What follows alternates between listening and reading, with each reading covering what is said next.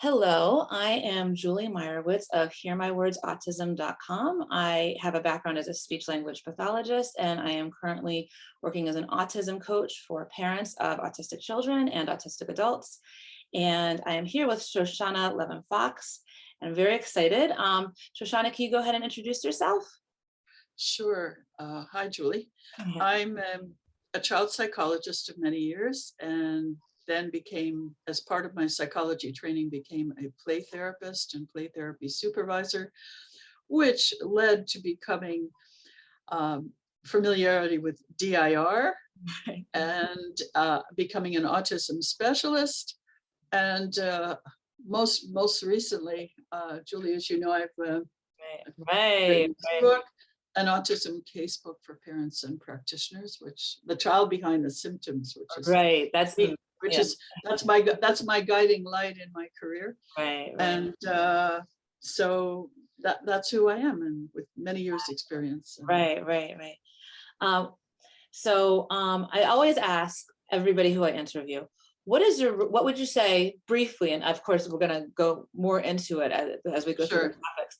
Sure. What would you describe your relationship to autism to be? My relationship to autism, it's kind of a career-long interest that just grew and grew and grew. So throughout my entire career of, I'll admit to 35 years, but it might be more. Um, but who's counting? Who's counting? Throughout my career, I was always fascinated by the topic. And way back when, when it wasn't politically incorrect to be reading Bettelheim, I was fascinated by what his staff did, Right. with the details of the children and so on. It was really fascinating to read how they take a little detail and just make it kind of into something marvelous. Right. I'm not condoning all the stuff that happened later, Right. allegedly, but whatever. And then all that interest, Julie, in a nutshell, when I finished my doctorate at UBC in Vancouver, I applied for a SSHRC, Social Sciences and Humanities Research Council of Canada, postdoctoral research grant on the topic of autism, to be carried out at the Feuerstein Institute, which I'll talk a little bit about later, in Jerusalem. And then for the next 25 years, from 1992 to 2017, I was completely immersed in assessing and treating children with special needs. But because of my career-long interest, primarily, Professor Feuerstein was sending to me the children who had received elsewhere an autism diagnosis. And it was just fabulous, because my colleagues and I were just helping so many children. And we weren't working in a conventional model. That's very, very important. So I hope to share that with you. Feuerstein. I'll just say briefly here, my background with Feuerstein is I have been peripherally aware of Feuerstein for about, since 2000, what year was that? 2004, 2005. I think I told you when we met that I was kind of a babysitter. I would pick up, today's Tuesday, which is a half day in Israel. After my seminary courses, I would go to Feuerstein and bring back 2 children with Down syndrome to Har Nof. So I was hearing from their parents what was going on. And I've been hearing about Feuerstein over the years, and I'm really excited today to hear more about your experiences. Sure. Yeah. And then how would you and we have a whole topic on this, but Right. briefly now, and we're going to talk a lot more about it later. Right. Briefly, if possible, I know it's hard for me to do it briefly, how would you describe or define autism? Okay, well, I'd have to say, Julie, I'm a purist. I'm a traditionalist in terms of autism. I'm concerned very much with what's happening in the field these days with the criteria for autism. So it's not so much how would I define autism as which criteria I use. Right. That's a good. Right. So the criteria, I would say, I'm a purist traditionalist way back with roots in Canner, because I think he nailed it. And I know that there's a lot of discussion about that these days, but I like really tight clear criteria. And he talked about an extreme aloneness, emotional cutoffness, and an obsessive insistence on sameness. And that's, you know, the stereotypical behaviors and so on. So now where I don't, so that's for me, if a child is genuinely autistic, okay, let's say that, and then let's get to work. Let's roll up our sleeves and get to work. But if they're not, if they don't meet that criteria, and currently the criteria have been stretched, I'm sure I'll get it incredibly. About that, yeah. So I'm not working from the stretched model. Right. In other words, I'm not working from the stretched model. For me, autism, it's very important. And for me, I want the words that I use to mean something in psychology. I want them to clarify. And currently I feel, so my roots are way back with Canner, very tight criteria. Right, right. And I have found also as a clinician, what's been most effective, helpful for me is to find a definition that enables, that gives me something to treat, that I can treat, that I can help people. And I think I'm hearing that this is also part of what has helped you to zone in on the definition that's meaningful for you. Is that? Yeah, not only that, I would say, I don't know whether you want to get into in this part of our interview or later part of the interview, but I see that the use of wide, very elastic criteria for autism, I see it quite frankly creating a lot of problems, a lot of assessment problems, a lot of treatment problems. What's the disadvantage of having very elastic criteria? I think there are a lot of disadvantages. And first of all, the child's strengths are overlooked. Right. And a lot of times, once the child has been given an autism diagnosis, or these days spectrum diagnosis, which I do not use, I'm not in that school, spectrum diagnosis, then anything underlying what appears on the surface to be autism is overlooked and untreated, and everyone thinks, oh, for sure, now we've got it, it's another kid on the spectrum. Oh, sure, what's another spectrum kid? Wait a second, hold the phone. You know, there can be so much happening under those wide elastic criteria, and we need to know what they are so we can help the child meaningfully. So I have no problem labeling a child autistic if it's genuine autism according to Canner. But if it's not, I'm just going to describe what's happening with the kid and what needs to happen. Right. Yeah. Okay. So we're definitely going to be talking about that. Great.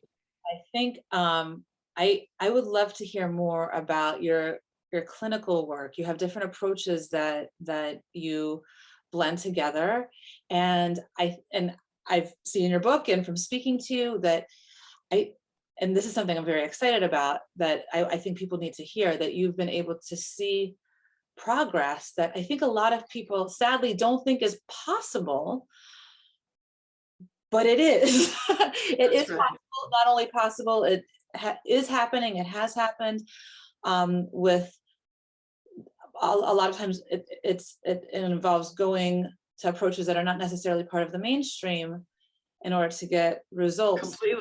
Completely. So I would love to hear more about your clinical work. Okay.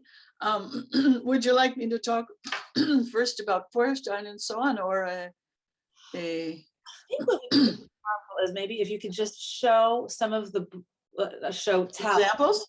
Yeah, some of the examples of the child came and this is what you saw, and by the time after the work, and then talk more about the clinical underpinnings of what why that worked and so on. Sure.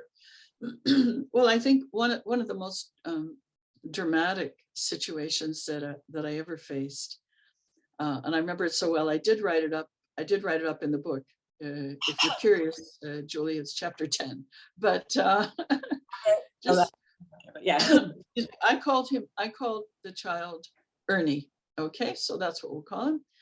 And it's about, I remember it was late in the afternoon, like about 2 in the afternoon. I was looking over the referral information, and he had been seen by a very highly regarded specialist expert in autism here in Israel.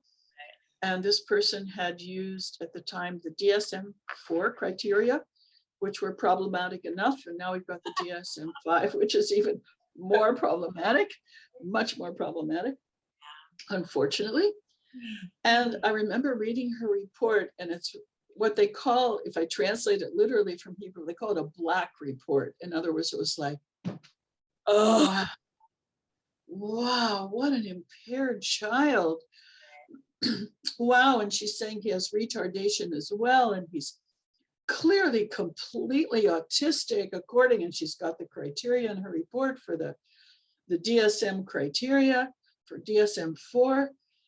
And I'm thinking, okay, it's 2 o'clock in the afternoon. Do I have the energy for this? Because our sessions were 4 hours. We're 2 hours, pardon me. 2-hour sessions. This was not just going to be a quickie. So I'm reading it over and I'm thinking, okay, we're going to dig deep and we're going to find the energy, because our assessments of children did not use the DSM-4. They were going to use interaction. They're going to use play interaction and learning interaction and try to get in there into what we call the kishkis of the child and see what's really going on. Yeah. So I opened the door and I was just not prepared for what it just, there was a total mismatch.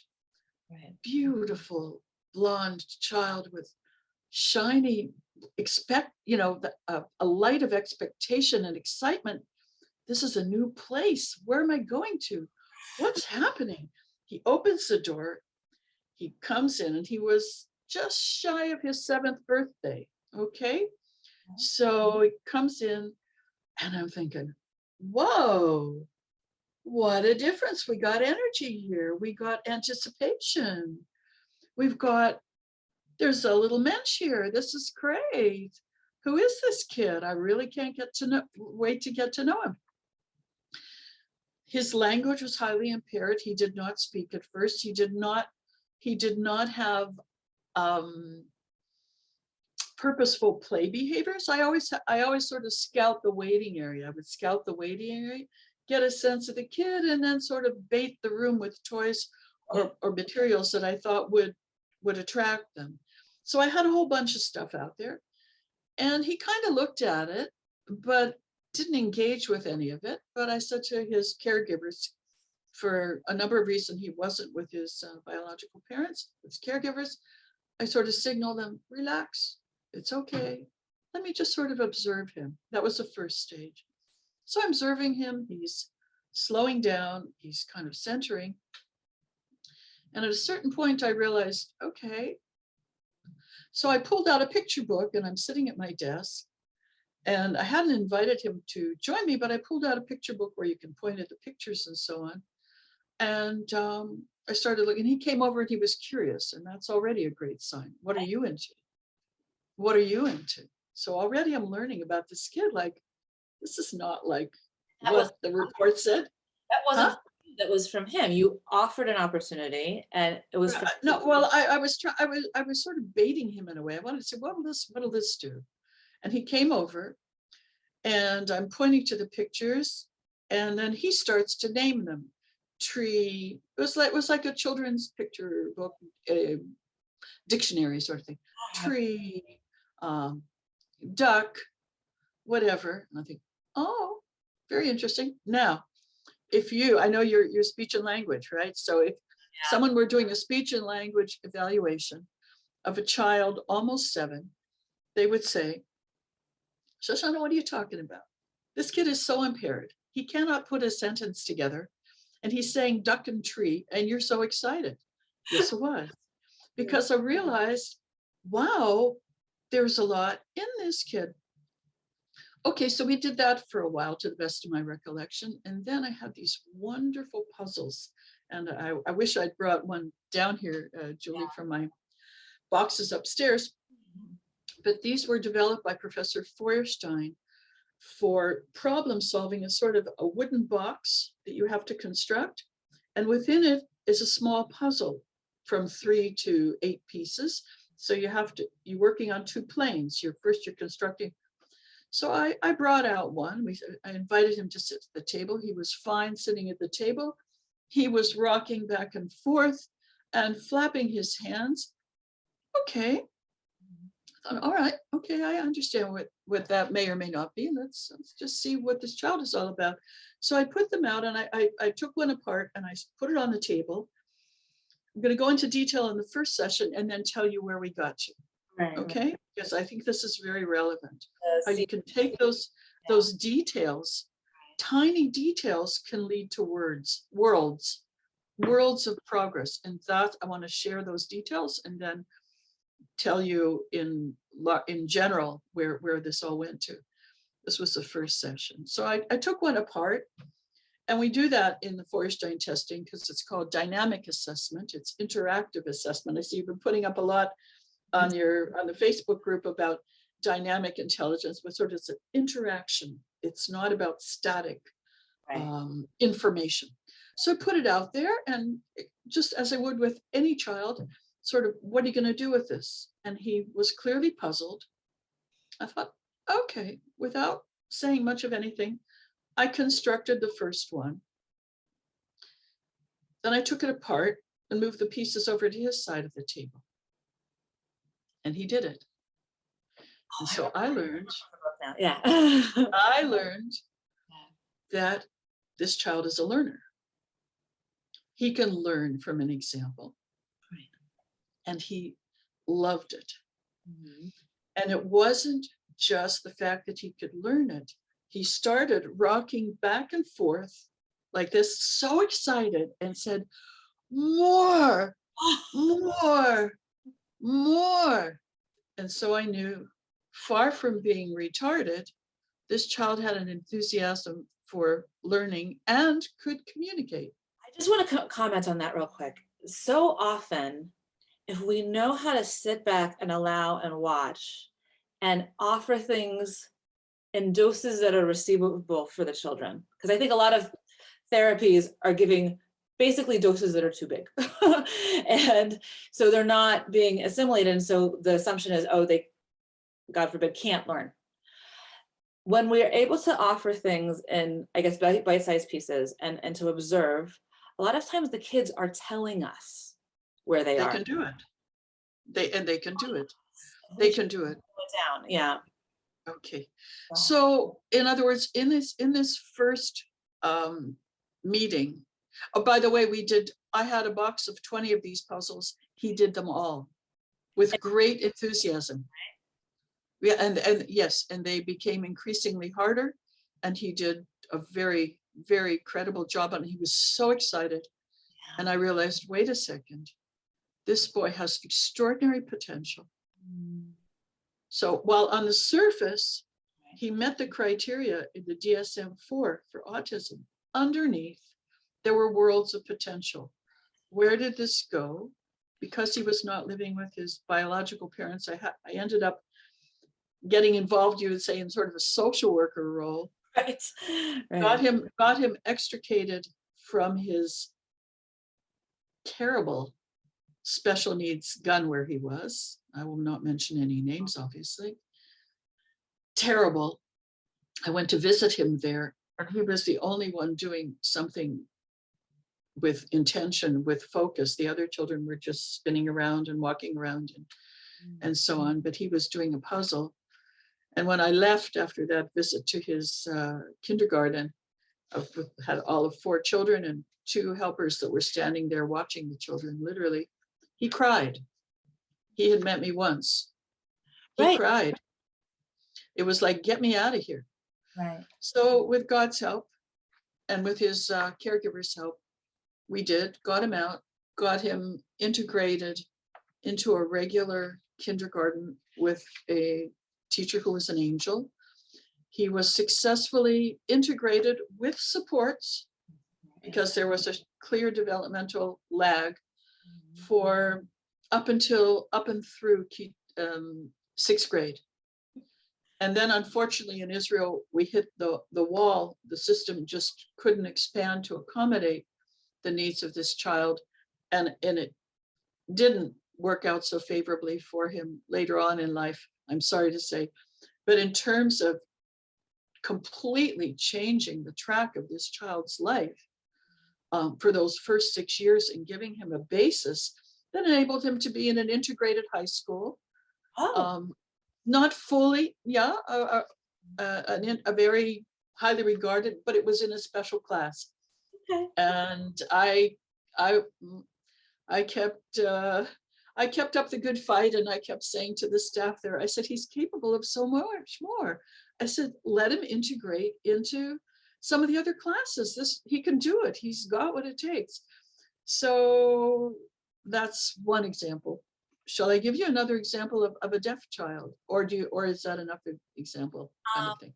I remember there was an example, and hearing loss is close to my heart. That's how we first met you for my own child. And by the way, I wanted to share with you today, she's having her first play date with somebody. Yay. Well, she's had plenty of play dates with a non-Anglo, somebody who doesn't speak English. She's having her first. Oh, that's wonderful. And so this is her second language. Her English language now seems advanced. Of course, she has a speech therapist for her mother, but like it better be good. a bit of an unfair advantage. And also her hearing loss is something that we didn't notice until she was a certain age. But she also had these diagnoses, not autism, but like selective mutism and dyslexia. And she's now reading in both languages. Yay, team. Yeah, we met you initially Yay, team. as a professional, and then we realized that we had common professional interests as well. Fantastic. Right. So go ahead. Yeah, go ahead and give the second example. Okay, this other one. I think I called her Amy in the book, and I think it's chapter 12, but she's part of chapter 12. There are a few children in there. Right. Because as you know, the book, it's divided into first stories, right, and then there are more stories interwoven with the theory, and because I wanted people to see how it comes alive. Okay, so we'll call her Amy, and I think she would have been about 5 years old. I saw her maybe only once or twice. So actually, this is more an example of how you can assess a child who, once again, how you can assess a child interactively and look for those sparks, which Feuerstein called eyeless of normalcy, and do something with it that can open doors. In this case, unfortunately, as you will hear, the doors weren't open, and I'll talk about why that happened. But in this setting, it did. So she came in, and I knew from the referral information that she was absolutely, completely deaf. 100, there was no question about that. And of course, I don't say of course, but she had been misdiagnosed as autistic. Right. Well, hello, if you have hearing loss, total hearing loss, you will not be communicating, and you will not be making friends. So it takes a little bit of a little bit of thinking to sort of ask yourself, what else could be happening with the child? Is everyone automatically autistic? I don't think so. So she came in, and I love to use play. My background's in play, and I found it powerful way to find out what's really going on with the child. So she comes in, and the mother looks really, really depressed, really discouraged, a young woman. I thought, how am I going to assess her?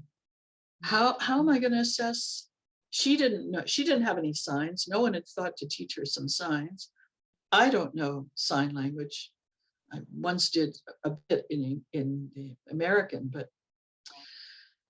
and I thought, how am I going to get her involved? And I thought, well, I don't know. So, but at a certain point, she lay down on the carpet and on her back, and I thought, okay, maybe we could use something physical, something. Okay, so she's on her back. So I kneel down, sort of at her feet, kind of thing, if you can picture it, take her knees, and just sort of, I lean in, and she's scrunching her knees and letting come back. So at first we're just doing that because I'm trying to signal to her, we can do a little bit of play here. We can just do a little bit of play. And then at a certain point I thought, well, wow, how can I get some information about how this child thinks and processes? I thought, okay, how about rhythm? How about fast, fast, fast, pause, or something like that? I made up some kind of rhythm that had fast and slow and a pause.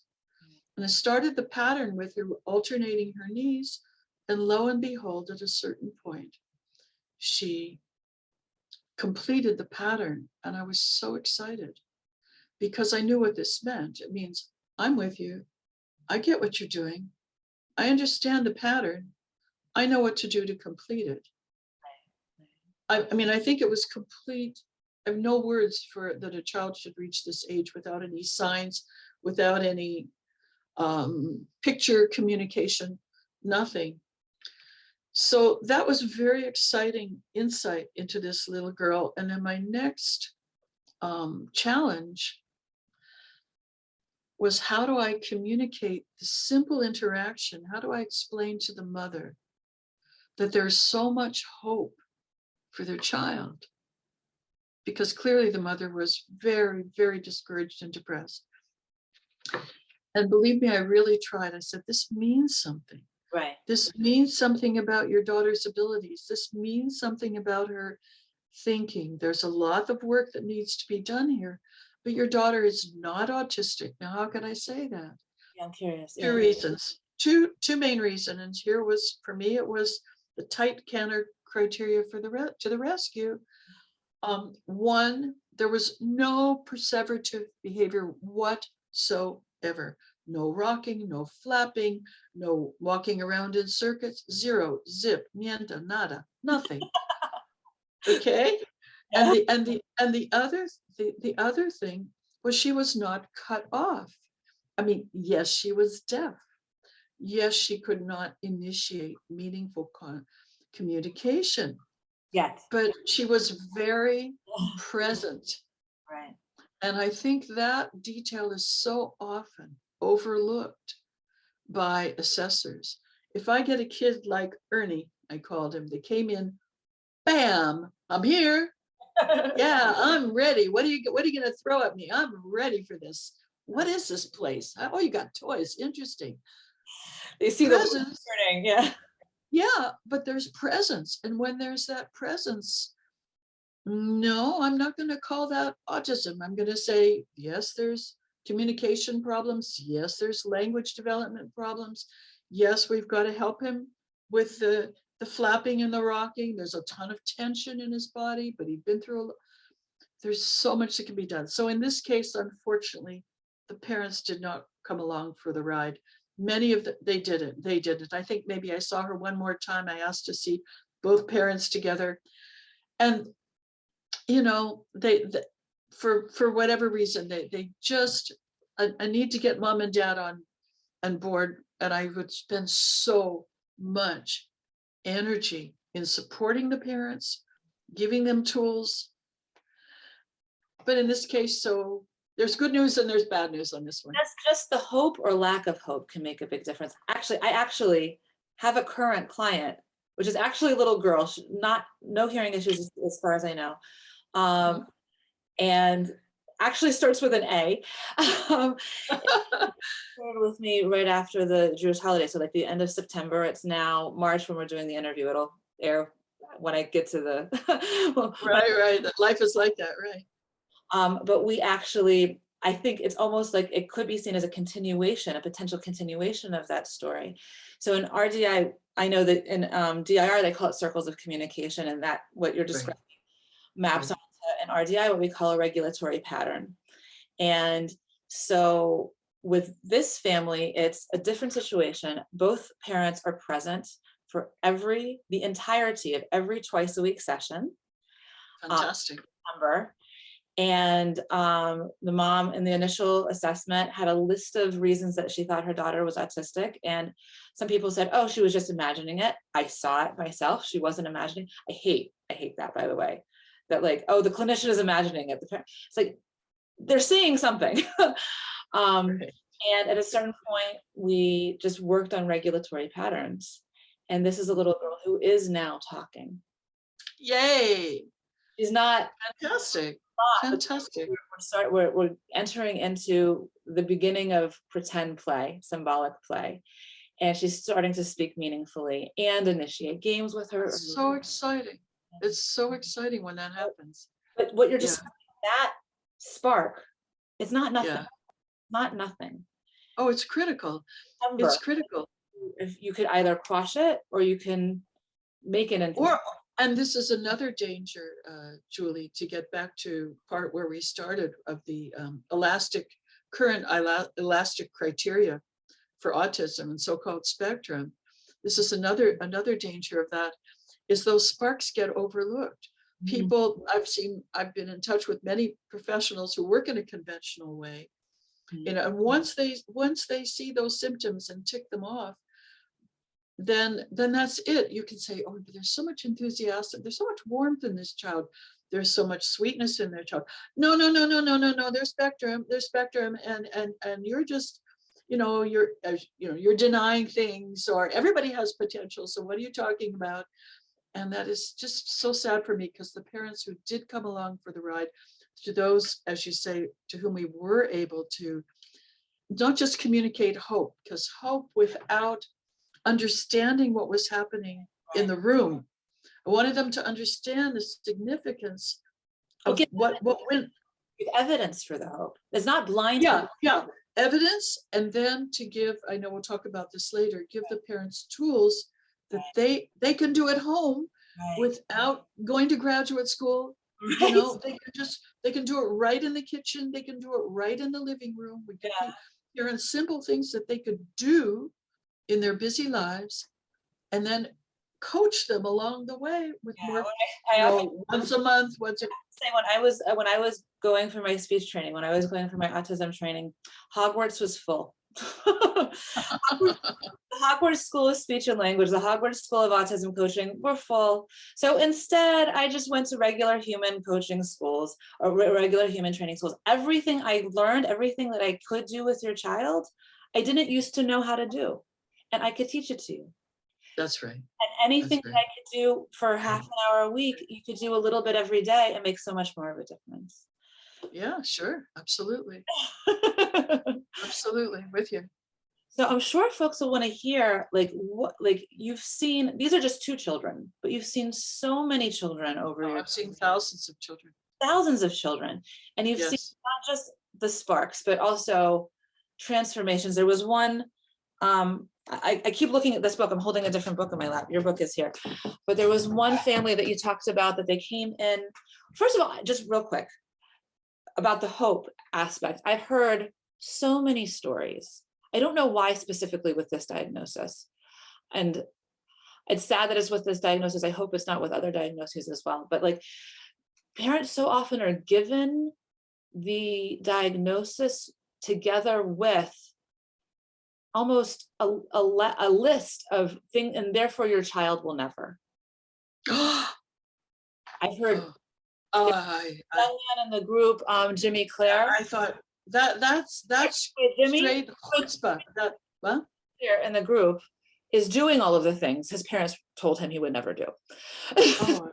He has a very successful podcast, thank you very much, with his hearing loss and with his previous autism diagnosis. Fantastic. Right. Fantastic. And we encountered that many times.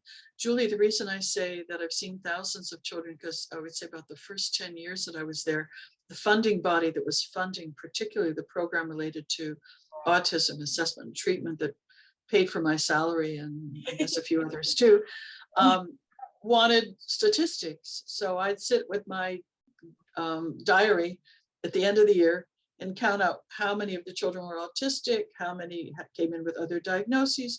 So we give them. So I know for a fact, at least in those first 10, 15 years that I was at the Institute, that I would be seeing 50 to 100 new autism diagnoses, because I was keeping track of the names. That's not counting the ones that were already in the loop. Right. And the parents would come back at various times for coaching and updates and second opinions and so on, particularly at turning points in the child's life. And also that's not counting the hundreds, probably thousands of children that I saw over the year with other special, various, a whole range of special needs. So if I do the math and say, let's say on average, I saw 100 different children with an autism diagnosis over 25 years, I think, okay, so you do the math and that's a lot. That's a lot. Okay, where did you want me to comment on? Oh, the never. Well, so the never. I just want to give some examples real quick. In your book, you have the story of a young man that, or a little boy who came in and then with an autism diagnosis and things that look like what it says in the DSM. And then years later, you ran into his parents in the airport and heard about, I love that story. And we have a proud mom in the group who is my supervisor for RDI, who brought first ABA to England for her daughter. This is like a power mom. And then RDI to England for her daughter, who at the age of 12, if I'm getting the numbers correct, was not functionally, I think she spoke, but not functionally. Incredible. And this young woman was a beautiful bride this past year and is getting a promotion. And in my interview with her, Sharon Sargent, you could go back through the interviews, she talks about how her daughter at the time was helping her fiance to navigate the world better. Nice. And so, like at 12, not functionally communicative, and at 28. Yeah. So don't tell me neuroplasticity ends at the age of 3. I don't buy it.